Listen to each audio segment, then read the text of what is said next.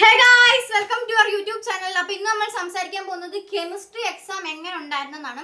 അതിനു മുമ്പ് എൻ്റെ യൂട്യൂബിൽ വീഡിയോ ആണ് എല്ലാവരും യൂട്യൂബ് ചാനൽ ഒന്ന് സബ്സ്ക്രൈബ് ചെയ്യുക, പിന്നെ വീഡിയോ ഒന്ന് ലൈക്ക് ചെയ്യുക, കമൻറ്റ് ചെയ്യുക. നിങ്ങൾക്ക് എക്സാം എങ്ങനെ ഉണ്ടായിരുന്നെന്ന് പറയണം ഗൈസ്.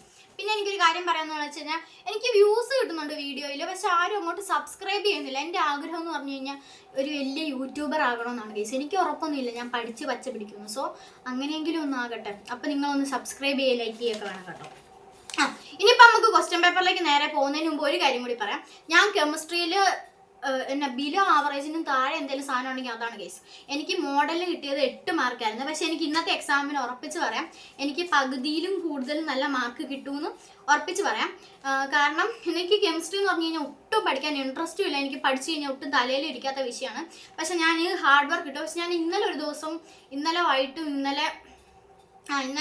വൈകിട്ടും ഇന്ന് രാവിലെയൊക്കെ ആയിട്ട് ഒത്തിരി നേരം ഇരുന്ന് പഠിച്ചായിരുന്നു. ഉറങ്ങിയൊന്നുമില്ല. നമുക്ക് 3 ദിവസം പഠിക്കാനായിരുന്നു, പക്ഷെ 2 ദിവസം ഞാൻ നീറ്റിൻ്റെ പരിപാടിക്കൊക്കെ നടക്കുമായിരുന്നു. അതുകൊണ്ട് എനിക്ക് പഠിക്കാനൊന്നും പറ്റിയില്ലായിരുന്നു. അതുപോലെ തന്നെയായിരുന്നു +1-ലും എനിക്ക് കെമിസ്ട്രി ഭയങ്കര ബുദ്ധിമുട്ടായിരുന്നു. ഭയങ്കര ബുദ്ധിമുട്ടെന്ന് പറഞ്ഞു കഴിഞ്ഞാൽ ഭയങ്കര ടഫായിരുന്നു ഗൈസ്. എന്നിട്ട് ഞാൻ ലാസ്റ്റ് സമയമായപ്പോഴത്തേനായിരുന്നു പഠിക്കുന്നത്. കൃത്യം ദൈവം സഹായിച്ച് എനിക്ക് 39 മാർക്ക് ഉണ്ടായിരുന്നു. സന്തോഷമായി. ഇനിയിപ്പോൾ നമുക്ക് ക്വസ്റ്റ്യൻ പേപ്പറിലേക്ക് പോകാം ഗൈസ്. ഇതായിരുന്നു ക്വസ്റ്റ്യൻ പേപ്പർ. ക്വസ്റ്റ്യൻ പേപ്പറിനെ കുറിച്ച് പറയാമെന്ന് പറഞ്ഞു കഴിഞ്ഞാൽ ഒരു സ്റ്റാൻഡേർഡ് ക്വസ്റ്റ്യൻ പേപ്പർ ആയിരുന്നു. പിള്ളേർ എങ്ങനെയെങ്കിലും പഠിച്ച് രക്ഷപ്പെട്ട് പൊക്കോട്ടെ എന്ന് മനസ്സിൽ ആഗ്രഹിക്കുന്ന കുറച്ച് പേരിട്ട ക്വസ്റ്റ്യൻ പേപ്പർ ആയിട്ടാണ് എനിക്ക് തോന്നിയത്. ക്വസ്റ്റ്യൻ പേപ്പർ കിട്ടിയപ്പോഴും എനിക്ക് സന്തോഷമായി. ഞാൻ എഫേർട്ട് ഇട്ടതിനൊക്കെ എനിക്ക് ഒരു റിസൾട്ട് കിട്ടിയല്ലോ എന്ന് ഓർത്തിട്ട്. അപ്പോൾ ഫസ്റ്റ് പാർട്ട് എന്ന് പറയുന്നത് നമുക്ക് എ പാർട്ട് 1 വേർഡ് ക്വസ്റ്റ്യൻ ആയിരുന്നു. അത് നമുക്ക് ചോയ്സ് ഉണ്ട്, അതിൽ നിന്ന് എടുത്ത് എഴുതാനായിട്ടുള്ളായിരുന്നു. അതിൽ നിന്ന് 5 ക്വസ്റ്റ്യൻ വന്നിട്ട് 4 മാർക്ക് 4 എണ്ണമായിരുന്നു നമ്മൾ അറ്റൻഡ് ചെയ്യേണ്ടത്. അത് ഒത്തിരി പാടുമല്ല, എന്നാൽ ഒത്തിരി എളുപ്പമല്ല. നമുക്ക് ഇരുന്നൊന്ന് ചിന്തിച്ച് കഴിഞ്ഞാൽ കിട്ടാവുന്നതേ ഉള്ളായിരുന്നു. അത് കുഴപ്പമില്ലായിരുന്നു. പക്ഷെ ബി പാർട്ട് എന്ന് പറയുന്നത് കുറച്ച് ടഫായിട്ട് എനിക്ക് തോന്നി. കാരണം അതിൽ ഇപ്പോൾ ഒന്നൊന്നൊരു ക്വസ്റ്റ്യൻ എടുത്തു കഴിഞ്ഞാൽ അതിൽ എ പാർട്ട് എളുപ്പമാണെങ്കിൽ ബി പാർട്ട് പാടായിരിക്കും. എനിക്ക് അങ്ങനെയൊക്കെയാണ് ഫീൽ ചെയ്തത്. പിന്നെ അതിൽ മിക്ക ക്വസ്റ്റ്യനും ഞാൻ അങ്ങനെ പറഞ്ഞ പോലെ ഞാൻ ആൽഡിഹൈഡ് ആൻഡ് കീറ്റോൺ ആ ചാപ്റ്റർ അതൊരു 11 മാർക്കിൻ്റെ വെയിറ്റേജ് ഉള്ള ചാപ്റ്ററായിരുന്നു. പിന്നെ ആൽക്കഹോൾ ഫീനോ അത് ഞാൻ പഠിച്ചിട്ടുണ്ടായിരുന്നു. പക്ഷെ ഞാൻ അത് പഠിച്ചേക്കുന്നതെന്ന് വെച്ചാൽ ഇച്ചിരി അവിടുന്ന് ഇവിടുന്നൊക്കെ പഠിച്ചിട്ടുണ്ടായിരുന്നു. വലിയ ഡീപ്പായിട്ടൊന്നും പഠിച്ചിട്ടില്ലായിരുന്നു. ബാക്കിയൊക്കെ ഞാൻ ഒരു വിധം നന്നായിട്ട് പഠിച്ചിട്ടുണ്ടായിരുന്നു. അപ്പോൾ ഇത് രണ്ടും നല്ല വെയിറ്റേജ് ഉള്ള ചാപ്റ്ററായിരുന്നു കേട്ടോ. അപ്പോൾ ആൽഡിഹൈഡിൽ നിന്നൊക്കെ എന്തെങ്കിലും വന്നു കഴിഞ്ഞാൽ ഞാൻ ആ ഭാഗത്തോട്ട് മൈൻഡ് ചെയ്യുന്നില്ലായിരുന്നു. അങ്ങനെ നമ്മൾക്ക് ബി പാർട്ടിൽ 10 ക്വസ്റ്റ്യൻ ഉണ്ടായിരുന്നു. 10 അല്ല 9 ക്വസ്റ്റ്യൻ ഉണ്ടായിരുന്നു. അതിൽ നിന്ന് നമ്മൾ 8 എണ്ണം എഴുതിയാൽ മതിയായിരുന്നു. ഞാൻ ഏതാണ്ട് 6 എണ്ണം എങ്ങാണ്ട് എഴുതിയിട്ടുള്ളൂ. കാരണം എനിക്ക് കുറച്ച് പാടായിരുന്നു ബി പാർട്ട്. ഇനിയിപ്പോൾ സി പാർട്ടിനെ കുറിച്ച് പറയാനായിട്ടാണ് നല്ല ക്വസ്റ്റ്യൻ ആണ് കേസ്. നമുക്ക് അവിടുന്ന് 11 ക്വസ്റ്റ്യൻസ് തന്നിട്ടുണ്ടായിരുന്നു. നമ്മൾ അതിൽ നിന്ന് 8 എണ്ണം അറ്റൻഡ് ചെയ്താൽ മതിയായിരുന്നു കേസ്. ആ ക്വസ്റ്റ്യൻസ് ഒക്കെ നമുക്ക് അടിപൊളിയായിട്ട് എഴുതാനായിട്ടുണ്ടായിരുന്നു. നമ്മൾ SN1 റിയാക്ഷൻ, SN2 റിയാക്ഷൻ, ഗ്ലോബുലാറും മറ്റേ ഫൈബ്രസ് പ്രോട്ടീനെ കുറിച്ച് എഴുതാനായിട്ട്, പിന്നെ അങ്ങനെ നമുക്ക് പെട്ടി വരച്ച് എഴുതാൻ തന്നെ കുറേ ഉണ്ടായിരുന്നു. ഓർഡർ മോളിക്കുലാരിറ്റി ഒക്കെ എഴുതാൻ. അങ്ങനെ ഈ വട്ടം കൂടുതലും തിയറിക്കും കൂടെ കുറച്ച് ഇത് കൊടുത്തു ഗൈസ്. ഞാനൊക്കെ തിയറിയാണ് കൂടുതലും പഠിക്കുന്നത്. കാരണം എനിക്ക് റിയാക്ഷൻസ് ഒക്കെ ഒത്തിരി പഠിച്ചു കഴിഞ്ഞാൽ തലയിൽ നിൽക്കാനായിട്ടുള്ള ബുദ്ധിയൊന്നുമില്ല ഗൈസ്. അപ്പോൾ അതൊക്കെ കൂടുതലും ഉണ്ടായിരുന്നു. അപ്പം സി പാർട്ട് എന്ന് പറയുന്നത് 3 മാർക്കിൻ്റെ ക്വസ്റ്റ്യൻ ആണ്. ഒരു ക്വസ്റ്റിന് 3 മാർക്ക് എന്ന രീതിയിൽ 8 എണ്ണം നമ്മൾ അറ്റൻഡ് ചെയ്യണമായിരുന്നു. അതൊക്കെ ഒരു ഇത് എളുപ്പമുള്ള ക്വസ്റ്റ്യൻ ആയിട്ടാണ് എനിക്ക് തോന്നിയത്.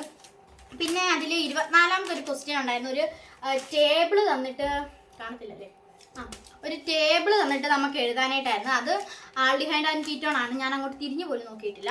അത് കഴിഞ്ഞിട്ട് നമുക്കുണ്ടായിരുന്നത് 4 മാർക്കിൻ്റെ ക്വസ്റ്റ്യൻ ആണ് കേസ്. അതിനെക്കുറിച്ച് എനിക്കൊന്നും പറയാനായിട്ടില്ല. അടിപൊളി ക്വസ്റ്റ്യൻ ആണ് കേസ്. 4 മാർക്കിൻ്റെ 4 എണ്ണം നമ്മൾ അറ്റൻഡ് ചെയ്താൽ മതി. 5 ക്വസ്റ്റ്യൻ തരും. നമ്മൾ 4 എണ്ണം അറ്റൻഡ് ചെയ്താൽ മതി. അത് 5 എളുപ്പമായിരുന്നു എന്നാണ് എല്ലാം പഠിച്ചവർ പറഞ്ഞേക്കുന്നത്. കാരണം ഞാൻ ആൽഡിഹൈഡ് ചാപ്റ്റർ തൊട്ടിട്ടില്ലെന്ന് ഞാൻ പറഞ്ഞല്ലോ. അതുകൊണ്ട് ഞാൻ ആൽഡിഹൈഡിൽ നിന്ന് ഒരു ക്വസ്റ്റ്യൻ ഉണ്ടായിരുന്നു. അത് ഞാൻ നോക്കിയിട്ടില്ലായിരുന്നു. എനിക്ക് കൃത്യം 4 എണ്ണം അടിപൊളിയായിട്ട് അറിയാവുന്ന കേസ്. അത് ഈ നമ്മുടെ ഹെൻറീസ് ലോയും പിന്നെ നേഴ്സ്റ്റ് ഇക്വേഷൻ ഡാനിയൽസിൽ വെച്ചിട്ടുള്ളത്, പിന്നെ വെർണേഴ്സ് തിയറിനെ കുറിച്ച്, പിന്നെ നമുക്ക് ഫീനോളിൽ നിന്ന് ക്യുമീൻ ഇൻഡസ്ട്രിയൽ പ്രിപ്പറേഷൻ, അതൊക്കെ ഇമ്പോർട്ടൻ്റ് ആണെന്ന് പറഞ്ഞേക്കുന്ന ഭാഗങ്ങളാണല്ലോ. അതിൽ നിന്നൊക്കെയാണ് കേസ് ഈ വട്ടം ക്വസ്റ്റ്യൻ ഇട്ടേക്കുന്നതെന്ന് എനിക്ക് മനസ്സിലായി. ഞങ്ങളുടെ +1-ലെ എക്സാം ഭയങ്കര ടഫായിരുന്നു കേസ്. ഭയങ്കര ടഫ് എന്ന് പറഞ്ഞു കഴിഞ്ഞാൽ ഭയങ്കര ടഫായിരുന്നു. കഴിഞ്ഞ വട്ടം ഒത്തിരി പിള്ളേർ തോറ്റുപോയായിരുന്നു. ഞാൻ ആ സമയം ഞാൻ തോറ്റു പോകുന്നു. പക്ഷെ ഞാൻ ആ ലാസ്റ്റ് സമയത്ത് കുറേ എഫേർട്ട് ഇട്ട് പഠിച്ചായിരുന്നു. അതുകൊണ്ട് എനിക്ക് ഏതാണ്ട് 38 39 മാർക്ക് ഉണ്ടായിരുന്നു. എനിക്കത് ഇപ്പോഴും ഭയങ്കര സന്തോഷമാണ്. ഈ എക്സാമും വലിയ കുഴപ്പമില്ലായിരുന്നു കേസ്. പിന്നെ ഒരു മിനിറ്റ്, എനിക്കൊരു അനിയനുണ്ട് കേസ്. എങ്ങനെയെങ്കിലും എന്നെ ശല്യപ്പെടുത്തണമെന്ന് ഓർത്തിട്ടാണ് പുള്ളിക്കാനിരിക്കുന്നത്. അപ്പം നിർത്തി. അപ്പം മൊത്തത്തിൽ ക്വസ്റ്റ്യൻ പേപ്പറിനെ കുറിച്ച് പറയുകയാണെങ്കിൽ നല്ലൊരു ക്വസ്റ്റ്യൻ പേപ്പർ ആയിരുന്നു. സമയത്തിനെ കുറിച്ച് പറയാന്ന് വെച്ച് കഴിഞ്ഞാൽ ഞാനൊരു കെമിസ്ട്രി എക്സാം ഒക്കെ എഴുതാനായിട്ട് എനിക്ക് മാക്സിമം വേണ്ടി വന്നുകൊണ്ടിരുന്ന ഒരു 35 മിനിറ്റ് ഒക്കെ ആയിരുന്നു. പക്ഷേ ഈ എക്സാമിന് ഞാൻ ഒരു ലാസ്റ്റത്തെ 10 മിനിറ്റ് ആ സമയത്താണ് എഴുതി തീർന്നത്. കാരണം എനിക്ക് എഴുതി പോകാൻ കുറേ ഉണ്ടായിരുന്നു. ഞാൻ അതുപോലെ പഠിച്ചിട്ടും ഉണ്ടായിരുന്നു. എളുപ്പമുള്ള ക്വസ്റ്റ്യൻ ആയിരുന്നു. അതാണ് ഇമ്പോർട്ടൻ്റ് ആയിട്ട് പറയാനുള്ള. മോഡലിനൊക്കെ ഇങ്ങനെ പിടിക്കേണ്ട മൂക്ക് ഇങ്ങനെ വന്ന് പിടിക്കുന്ന പോലത്തെ ക്വസ്റ്റ്യൻ ആയിരുന്നു. പക്ഷേ ഈ വട്ടം നല്ല ഡയറക്റ്റ് ആയിട്ടുള്ള ക്വസ്റ്റ്യൻസ് ആയിരുന്നു.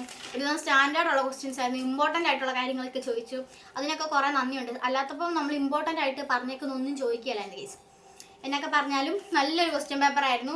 പിന്നെ നിങ്ങൾക്കൊക്കെ ടൈം മാനേജ് ചെയ്യാൻ പറ്റുമോ എങ്ങനെയാണ്? പിന്നെ എനിക്കാണെങ്കിൽ വീട്ടിൽ നിന്ന് പഠിച്ചിട്ട് പോയപ്പോൾ അവിടെ ചെന്ന് കഴിഞ്ഞപ്പോൾ കുറച്ചൊക്കെ റിയാക്ഷൻസ് ഒക്കെ മറന്നു പോകുന്ന പോലെ ഉണ്ടായിരുന്നു. പക്ഷെ ഞാൻ കുറേ നേരം സമയം എടുത്തൊക്കെ എഴുതിയെടുത്തു എന്നൊക്കെ പറഞ്ഞാലും.